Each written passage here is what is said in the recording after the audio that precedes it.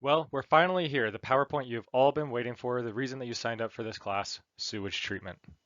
This is just covering one topic, 8.11, sewage treatment, and we have the same enduring understanding that we've had for pretty much this entire unit, and the learning objective is describe best practices in sewage treatment. We have some vocab that you can pause and write down if you want to.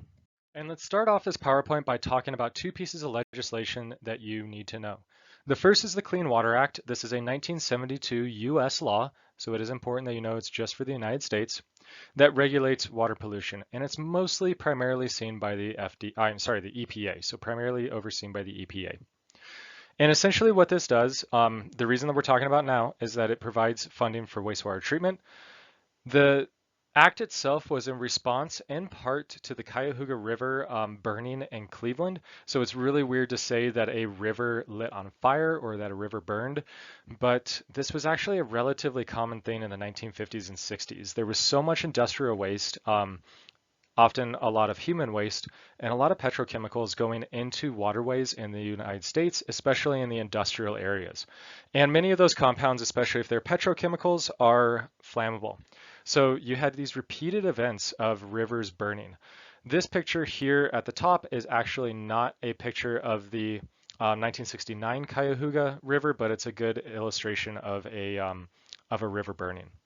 Okay, so there's just, think about massive oil slicks or whatever, industrial waste on these rivers, and they would lay it on fire. Okay, the Clean Water Act itself, its function is to protect the waters of the United States. And that is up to legal interpretation. So I have this in quotes, quoting directly from the act itself, and it is up to legal interpretation on how you read that. For instance, there was a 2006 ruling stating that it does not apply to seasonally dry waters. So a river that is seasonally dry or a creek that's seasonally dry, maybe it is in the desert Southwest. It flows after the spring thaw, but quickly dries out by midsummer. That would not be covered under the Clean Water Act as of 2006. Okay. It is supposed to protect the chemical, biological, and physical properties of water, and primarily from pollutants and sewage from both point source and non-point source pollutants. The Clean Water Act also has a conservation aspect to it. It is supposed to provide funding and remediate habitat. And it requires that if a wetland is lost, that it has to be established somewhere else. So that is actually kind of odd to me. It requires that if you destroy a wetland someplace, that you have to establish it somewhere else. Okay, so there can be no net decrease of wetlands in the United States. Now, I think that's really odd, but bear with me for a second. Let's say that we have a housing community that is near a wetland and they decide that they want to have a shopping mall built over that wetland. Well, they can drain that wetland, maybe fill in some low areas and then build on it, and they can destroy that wetland. But they have to establish a wetland somewhere else. So they have to go maybe downriver 10 miles to buy up some land and then create an artificial wetland. Again, I think that's really odd because why would you destroy one ecosystem that could potentially be a healthy ecosystem just to set up a artificial man-made ecosystem somewhere else that has the potential to fail? I don't get it, but that's politics for you. Although the Clean Water Act was very effective at cleaning the U.S. waters, it did not reach its original goal. The original goals of the Clean Water Act include making all U.S. water fishable and swimmable by 1983. They have absolutely failed in that. To have zero water pollution discharged by 1985, absolutely failed in that. And to prohibit discharge of toxic amounts of toxic pollutants. Again, failed in that. However, it has really cleaned up a lot of US waters. I don't want it to sound as though I'm overly critical of this or that it has totally failed in what it was set up to do. It just set these unachievable, like virtually unachievable goals and did not get them. Okay, so right now, about 70% of lakes, 90% of oceans, and more than half of US stream and rivers violate EPA standards.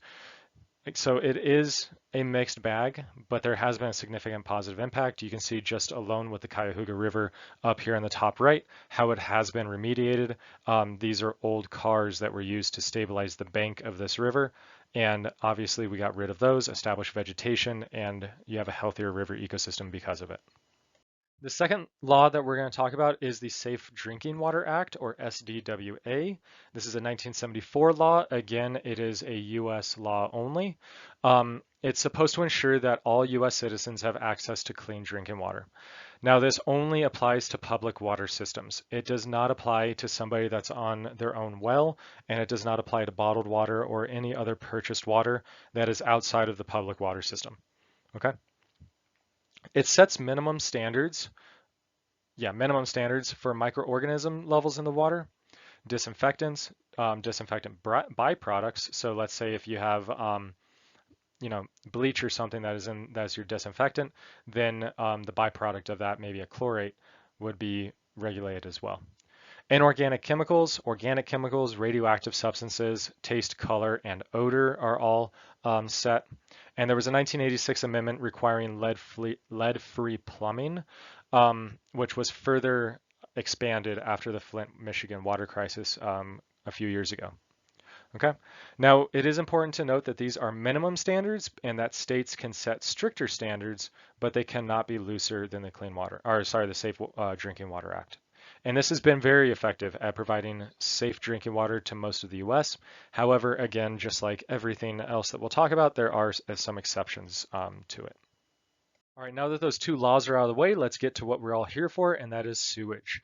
So sewage is also known as municipal wastewater, and it's going to include gray water and black water. So I'm going to use those terms throughout this, and you should know what they are. Gray water is anything from your home or from a municipal district that does not include human waste. Okay, so does not include toilets, does not include human waste. So that'd be stuff like from your dishwasher, your washing machine, your sink, your tub, all of those things. Black water is anything that contains human waste. Okay. Now, black water especially must be treated to make it safe for human health in the environment, gray water to a lesser extent. And when we treat sewage, we're going to treat it with physical, chemical, and biological processes that we'll expand on in the upcoming slides. And just like solid waste disposal, the effectiveness and even the presence of sewage treatment is going to vary dramatically based off of the local economics of an area, based off of the infrastructure that they have, based off of really like the laws, the legislation of that area. And it's going to range from like zero sewage treatment at all to extremely advanced sewage treatment systems or wastewater treatment systems. But I'm going to use the term sewage treatment systems because there is a difference there. All right. A couple other terms that you'll see in this PowerPoint. Effluent. Effluent is wastewater that's discharged into the environment that's either treated or untreated. Now, effluent could be from a sewage treatment plant. It could be from industry. It could be any wastewater from any process that's discharged into the environment. So we're going to use it here for sewage, but it could be from any sector. And then treated effluent is sometimes used just to indicate that the effluent's clean rather than, super nasty and dirty. So like I said, we're going to use the term sewage treatment plants. We're not going to use the term wastewater treatment plant because a wastewater treatment plant has a broader definition and essentially applies to any type of industrial waste, whereas sewage treatment plant is specifically just sewage. Okay, so sewage is going to be collected from the sewage systems, right, from the plumbing from municipal buildings. So from your home, you have a pipe that goes out underneath of your main street where all of the homes on that street, all of that sewage collects into. And then that pipe goes down the street, downhill, to a larger pipe, which eventually, all these tributaries going to the sewage treatment facility. All right. If your house is not connected to the city sewage treatment, you're probably relying on septic tanks. And a septic tank is a series of tanks in the backyard, buried underneath of the yard, where you essentially do part of this process, and then every once in a while, when the tanks are full, you're going to have a truck come in that's going to pump all this stuff out into the back of the truck, into this giant tank in the back of the truck, and it will take that waste to the sewage treatment plant. Okay. Usually a septic tank is going to have a minimum of 3 bins. So from your toilets in your house, it's going to go into this first tank, and in there it's going to partially decompose until it goes into the second tank. This is all passive, by the way, at which point, and in the second tank it should fully decompose, and in the third tank you mostly have mostly water that is going to run off into a leach field that is, further out back. Okay, but it's going to be the second tank that's typically the one going to be pumped to go to the wastewater treatment plant, or sorry, the sewage treatment plant.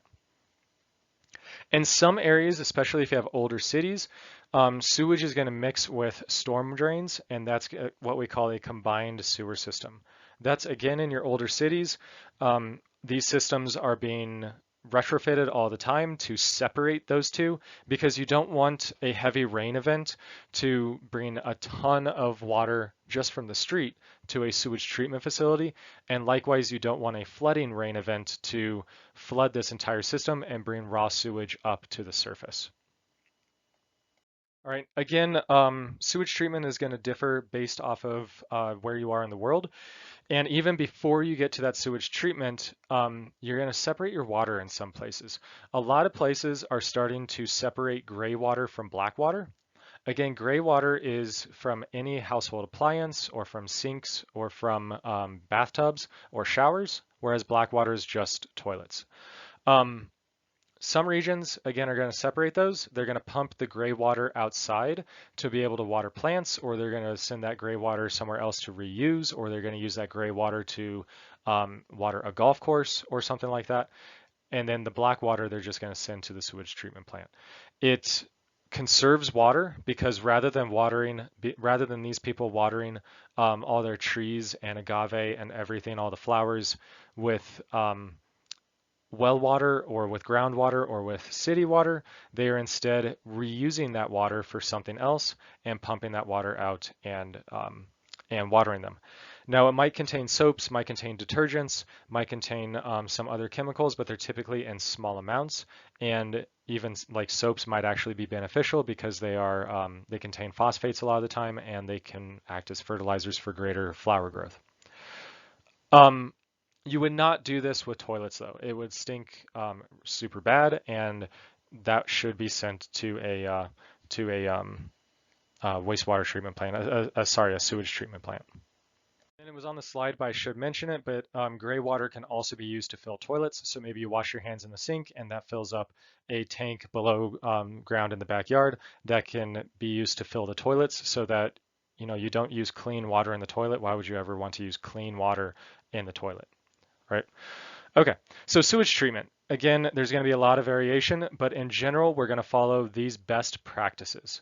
And this is going to start with primary treatment. You'll also see this as, the general symbol for primary treatment.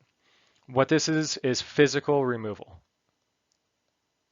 So think primary for physical, P for P. This is going to be screens, grates, anything like that to filter out large solids. Now, I once took a tour of a wastewater treatment facility, and the guy giving the tour was talking about how strange it was, like all the strange stuff that you find that's in these solids. I don't know how these things get into the sewage system, but you find stuff like beach balls, you find basketballs, you find money, you find bags of drugs, you find yard waste, like even branches and everything. All of that stuff should be just screened out because it doesn't need to go on to our next step.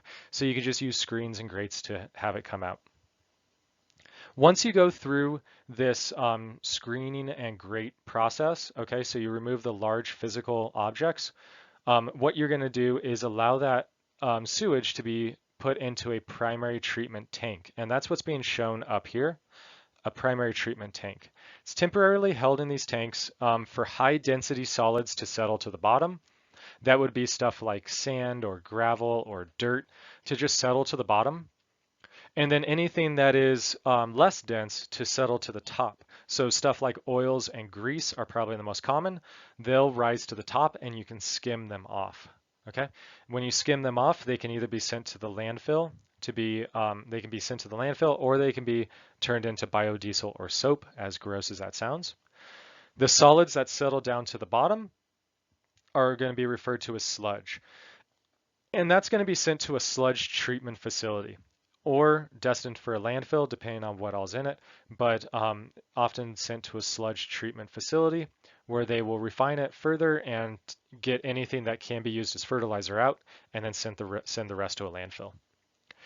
Anything that remains, that liquid that remains in the middle, is going to be sent to secondary treatment. So secondary treatment is biological treatment. Okay.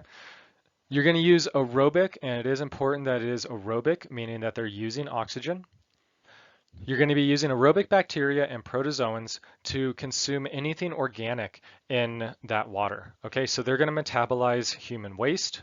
They're going to metabolize toilet paper and any other type of paper that gets in there.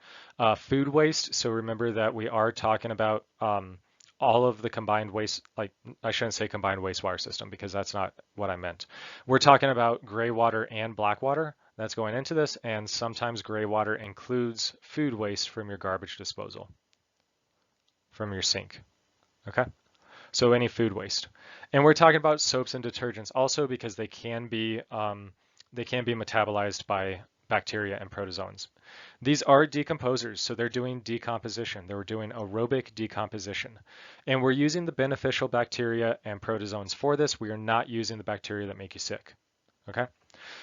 Now, from primary treatment, it's going into this secondary treatment tank, and there is a aerator on this tank. Okay, so they are aerated, and that's going to ensure aerobic cellular respiration. Okay, essentially what it does is, you can kind of see it on this, but in this case it has a long tube and lots of little holes in that, and you force air through that and you make all these bubbles that rise into this tank and make sure that there is lots and lots of oxygen. If you didn't have the oxygen, you'd be doing anaerobic cellular respiration, and it would smell even worse than it does. Doing this makes it to where it doesn't really smell that bad. You're going to make some byproducts. Those byproducts include carbon dioxide. Remember, this is aerobic cellular respiration, so they're going to be making carbon dioxide. And they're going to have some inorganic sludge that's going to settle down to the bottom or be suspended and be pumped off to a sludge treatment facility. Okay. During this process, most, if not all, of your harmful fecal coliform bacteria are going to die. So bacteria that cause cholera, dysentery, E. coli is going to die at this step.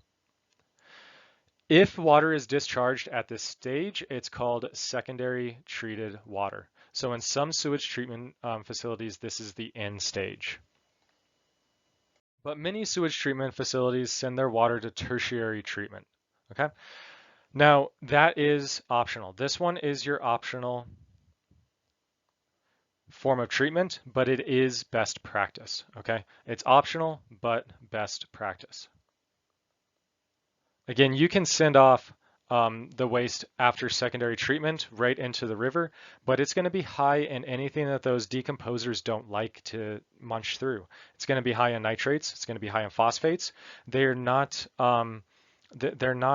photosynthetic organisms. They don't need those primary nutrients, those fertilizers to grow. So it's going to be high in nitrates and phosphates. That's bad if you discharge it right into a river or right into the ocean. You're going to have an algal bloom. It's going to be high in maybe some metals. It's going to be high in certain minerals that might be present. So we're going to use these other processes to remove those, especially your nitrogen and phosphorus, so your nitrates and phosphates. Okay. If you're trying to totally kill off any bacteria that remain, you're going to be using disinfectants. That can include chlorination, so that'd be just adding chlorine to kill any pathogens. That can be sent out right into the water or into a waterway after that. It's often, not super great to do so, but it's really low concentrations, but it is chlorinated water. You could at that stage use it for human consumption. A lot of places are moving towards high intensity UV light that's going to kill pathogens, and some places bubble ozone through it, which also kills pathogens. Okay. If you want to do further physical removal, any types of heavy metals that should be removed, any persistent organic pollutants, or any endocrine disruptors that you want to remove, sand or activated charcoal, or both, do a pretty good job of that. And then nutrient removal, you can send this you can send your secondary treated water outside to a small retention pond or a lagoon, and that wastewater would be further aerated and allow any algae to kind of bloom in a controlled environment, right? Not in a natural setting, but in your own controlled ponds. And they're going to use up all the nitrates and phosphates that are used. Okay. You can also remove other materials by having invertebrates in there, by having bacteria or any other type of biological filtering. Okay, but the main ones that we want to remove in terms of nutrients are nitrates and phosphates, because there's going to be a lot of those from organic waste through the decomposition of organic waste. So it's best to remove these nutrients using algae and plants before they're sent off into a more sensitive ecosystem or into a more natural setting. So let's go through all of that one more time using a diagram. If you have your sewage system is going to be hooked up to really all types of industry, to residential buildings, to commercial buildings, really the entire infrastructure, that any building that has water is going to have a sewage system linked to it. And all of that goes to the sewage treatment facility, right? These are really, really large facilities. It's first going to go through screens and grates in order to remove any large solids, and those large solids are sent to the landfill. Okay, what goes through is going to go to primary treatment, and that primary treatment again is physical treatment. It's just allowing any types of oils to settle to the top. So you see this yellow line at the top, oils will settle to the top. And then this sludge at the bottom is any high density solid particles that settle to the bottom, and that gets sent to a sludge treatment plant or a sludge treatment facility. Okay. Again, the oils that settle to the top can be used to make soap, biodiesel, etc. Some of the sludge can be activated and returned.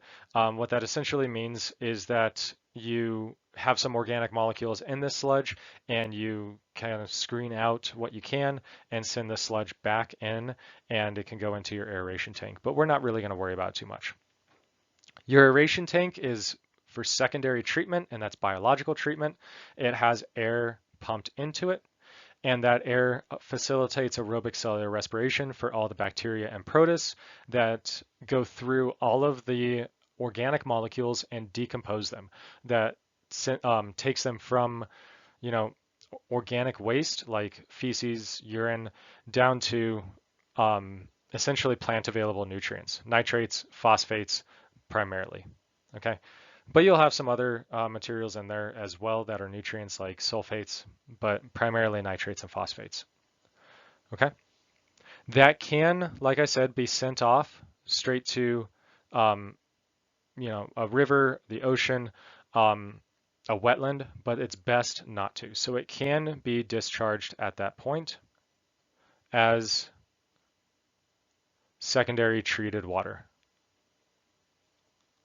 But it is best not to do that, and it's best to send it to tertiary treatment. Okay. The sludge from secondary treatment is also going to be sent to a sludge processing facility. Okay. But tertiary treatment. Now, one thing that I didn't mention is that secondary treated water is actually really good to be used for agriculture because it is high in nutrients. So nitrates and phosphates. So you can just pump this off and send it to a golf course, send it to agricultural setting. Okay.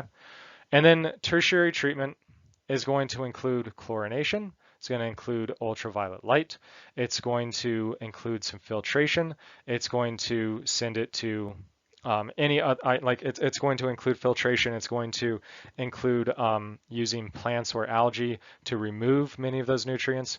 And it doesn't have to be one or the other. It could be that you send it through a lagoon or a series of lagoons that remove all the nutrients from it, and then you radiate it with ultraviolet light to make it safe for human consumption.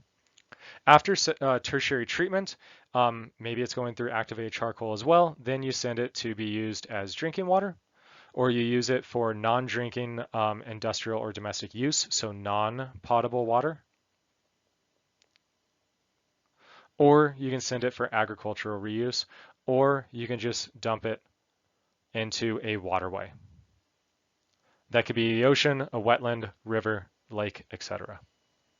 Okay, but it should be clean at that point. In fact, it will be clean at that point. Now, the sludge from these sewage treatment facilities has to be it has to be treated as well. So it's sent to a sludge treatment facility. Sometimes a sewage treatment facility and a sludge treatment facility are one and the same. They're at the same location, but it's just a different set of buildings. Sometimes they're at different locations.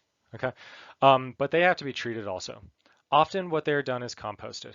What I should say is that one of the things that they're often done is landfilled, but that really shouldn't be the case because it is sort of a biohazard because it can contain fecal coliform bacteria or other types of bacteria, but fecal coliform bacteria is really the main one.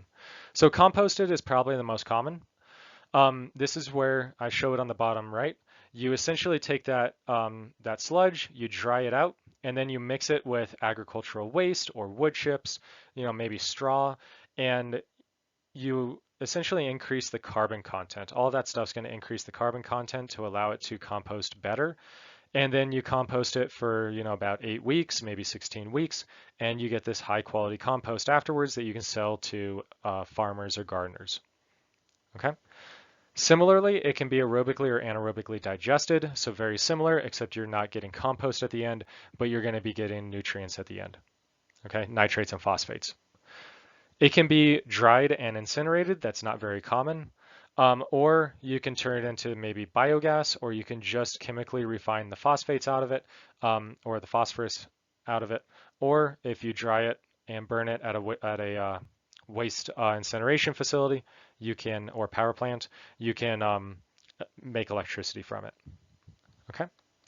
Now, oftentimes composting alone or these other treatments won't remove persistent organic pollutants, but some do, and you can go through other processes to remove those. But oftentimes when you sell this compost at the end, it will still contain persistent organic pollutants that were in the human waste to begin with. Okay. So what happens to the treated effluent that comes out of a wastewater treatment facility? Well, it can go to a number of places. Most commonly, it's released to a surface body of water. That could be a stream, a wetland, a lake, the ocean, whatever. Relatively uncommon, but still, happens, is that it can be injected into an aquifer to help recharge aquifers. In arid regions, it's also often used for either agriculture or for drinking water. Okay, so for example, 50% of Israel's agricultural water is treated wastewater. Rather than dumping it right into the ocean, why would you do that? It's clean, fresh water. Use it for agriculture in the desert. In Namibia, at least in Windhoek, the capital of Namibia, about 15% of the potable water, meaning the drinking water, is treated wastewater. Or probably the least common, reused in industry. Okay, and you'll sometimes see this term, reclaimed water. This is wastewater that's been treated for a number of uses. It could be specifically for potable water or drinking water. It could be specifically for non-potable water destined for a golf course or for an agricultural field, etc. So like I said before, all that we just talked about is the ideal scenario. But does that always happen? Of course not. Roughly half of the world's population still struggles with human waste disposal and clean water supplies. Okay, so I should specifically say clean water supplies. We talked about sewage treatment facilities. Okay, but what we did not talk about is water treatment facilities. Sewage treatment facilities are not where you typically get your clean drinking water.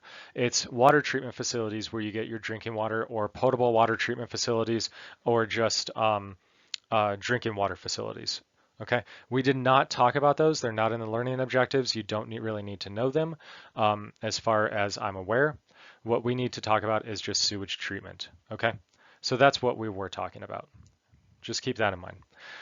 So again, about half of the world's population, a little bit more than half of the world's population, struggles with human waste disposal and clean water supplies. Some of those people are using old, outdated sewage systems with little to no treatment. Many people are still using outhouses, pit latrines, or open defecation. Okay? Now, one cool thing that you might see in like a hippie commune, or I would do it at my house if I was allowed to, is human manure. This is when somebody is intentionally composting their own human waste at home. It is not an outhouse or a pit latrine, even though it looks about the same, but you're intentionally composting your own waste at home to use in an agricultural setting or a gardening setting or whatever. This is like an intentional process that somebody chooses to do. When somebody is in a third world country and has to use a pit latrine or open defecation, that is not typically a choice. That's out of necessity, okay, due to lack of infrastructure and money oftentimes. Okay. It's estimated that about 90% of all wastewater, including both sewage and industrial, is released untreated. Okay, so we are focusing this PowerPoint on just sewage treatment, but the stats that I found is 90% of all wastewater, so I just want to point that out. Okay, this is going to result in algal blooms. Remember that one of the huge causes of eutrophication is any type of nutrients. I mean, that is the cause of eutrophication, but one of the big causes of that is raw sewage, because waste has a lot of nutrients in it, right? It's how nutrients are recycled in nature. Okay, plus you have outbreaks of infectious diseases like cholera, typhoid fever, dysentery, etc. Okay, and it's estimated that about 1.4 million children die every year from preventable diseases that are carried in human waste. So this is just some examples worldwide of what I'm talking about. So this is a pit latrine in a primary school in Rwanda. You can see doors on here. I'm pretty sure that's a door, so I don't think that this is totally open where somebody can see inside. But imagine going to elementary school and peeing and pooping into one of these, right? It's like what we see at a national park here in the United States, but this is at a school. Okay. When these have to be cleaned, which they inevitably have to do, that may be by hand by people that whose job it is to clean those out with shovels, or it could be using a truck and a pump and a tank. But I would almost put money on it that it's most oftentimes done by hand. Okay. On the top right, we see open defecation in India. It still occurs in, especially the poorest areas. Bottom left, the stats that I found is that 15% of Latin America's water is untreated and just dumped into the ocean, into rivers, etc. And Venezuela is perhaps the worst offender, treating less than 3% of its sewage. Jakarta, Indonesia, my bad. About 20% of the city's waste ends up in the waterways. So this isn't just a sewage treatment problem, but this is also a solid waste problem. And even in the United States and poor regions of the South, hookworm is on the rise, and that is due to raw sewage seeping up from the ground. So why does this exist, this difference in sanitation? Well, like I've said, a lot of it boils down to money and lack of infrastructure. However, this one's pretty big too. Culture and traditions, especially with human waste being a taboo issue. Nobody wants to bring it up. Nobody wants to be the person that talks about it in the social or political circles. Everybody sees that it's a problem, but nobody says anything about it. If we just look at the poorest regions, about 1 billion people live in slums worldwide, and that's going to provide many challenges of its own. Many of these slums have grown organically, and these people built their homes out of whatever they could find lying around, and they obviously did not have the money to afford sewage treatment or sewage systems when they built these places. They don't have running water, they don't have sewage treatment. So they rely primarily on open defecation or pit latrines or outhouses or whatever they can do. Okay. And in many places, governments don't want to acknowledge those slums because it means that they're going to have to start cleaning them up and funding them and, bringing people out of poverty. And it's just a lot easier to deny them. So they're never going to get sewage systems until people in power acknowledge their existence. However, it's estimated that for every $1 that is spent on sewage treatment, there's an $8 return on reduced public health cost from the diseases that are spread through poor sewage treatment. Okay, so it really should be a priority worldwide because we get a huge we get a huge return on our investment. And again, the diseases that we're talking about, cholera, dysentery, rotavirus, typhoid, the list goes on and on about what diseases can be prevented. All right, so to sum everything up, primary, secondary, and tertiary treatment. Primary treatment is physical removal. Again, think P and P, physical removal of large objects. You're going to use screens, grates, and then you're going to have anything that has a high density settling to the bottom of the tank, and then anything with a low density settling to the top. Again, high density is going to be dirt, grit, sand, etc. Low density is going to be oils settling to the top, greases as well, which are oils. Secondary treatment is biological treatment. Okay, this is using bacteria and protists to break down organic matter, going to turn it into carbon dioxide and inorganic sludge, as well as the base plant available nutrients like nitrates and phosphates. Okay. That tank has to be aerated because they have to be aerobic. Otherwise, it's going to stink really, really, really bad and produce some toxic byproducts as well as methane. Tertiary treatment is going to be often used in ecologically sensitive areas. What you're going to do is ecological treatment. So that's using your plants or algae to use up many of those nitrates and phosphates. Okay, before it's released into a natural body of water so you don't have a eutrophication event. And you can do chemical processes that remove other pollutants left in the water from primary, secondary treatment. That could be, again, chlorinating the water. For this, I would also add ultraviolet light, which is not a chemical process, but a photolytic or radioactive process. You could include physical processes like charcoal treatment, activated charcoal, sand, to sort out any remaining solids or particulates, etc. And then prior to discharge, the treated water is exposed to one or more disinfectants, chlorine, ozone, UV light to kill these bacteria. Okay, so I would include that into tertiary treatment, those two being together. Okay, so we're really talking about primary, secondary, and tertiary. Okay, hope you guys learned something. I'll see you all in class. Bye.